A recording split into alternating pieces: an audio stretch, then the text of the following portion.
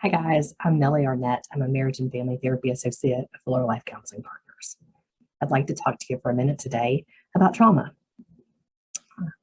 Right now, the sun is shining outside of my office, but there are gray clouds off in the distance.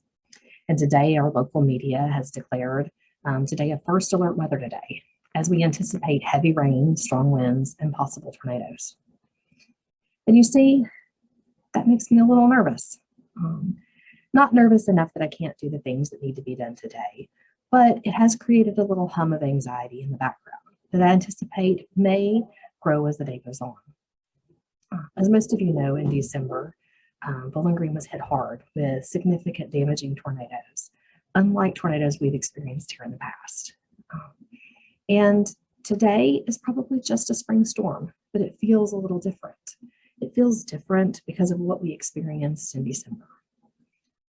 As a mental health professional with training in trauma, that makes sense to me. Trauma is an emotional response to distressing events that we've been through. We all experience trauma and trauma responses differently, but some common responses might be avoiding trauma reminders or exaggerated startle responses, irritability, anger, and other emotions that we might not know the exact source of. We may have flashbacks to traumatic events, trouble sleeping, or distressing dreams.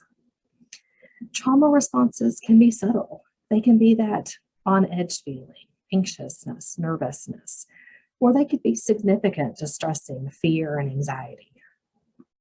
Today in Bowling Green, as we face the potential for storms coming through, many of us may experience some of these symptoms.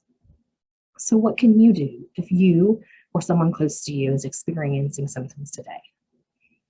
I think the first thing to do is just acknowledge this is a trauma response. This is related to something that I went through before. I also like to do grounding techniques that get you more focused in this moment. One of the easiest ways to do that is to use your five senses.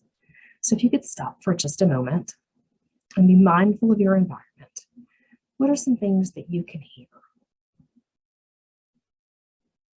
I can hear distant traffic on Scottsville Road, the sound of laughter down the hallway, and it sounds like somebody's walking down the hallway.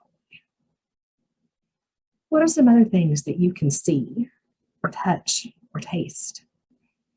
I've got some leftover coffee on my desk from this morning. I can smell that. I can taste it, but I think I'm going to pass.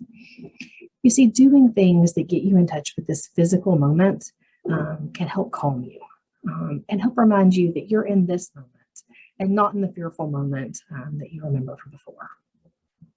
As today goes on, it's very important that we be weather aware, but it's also important that you be mindful of things that increase your anxiety.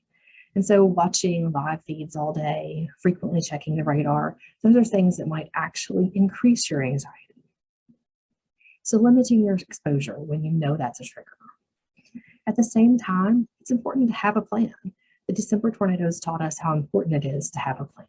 And knowing where you would go and how you could stay safe may also be an effective way of helping manage your worry or anxiety. Finally, find a place to talk about it.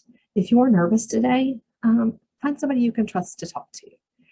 And if your symptoms persist, or if they interrupt your ability to do your daily life, feel free to reach out for some professional support. Talking to someone who is trained in trauma and trauma responses can help give you additional tools to be able to manage your symptoms and to be able to grow and move through them. Stay safe today, Bowling Green. If you liked this video, feel free to like and subscribe below. And if you have suggestions for additional videos that may be helpful to you, leave us a note there in the comment section. We'd love to help you on your way to a fuller life.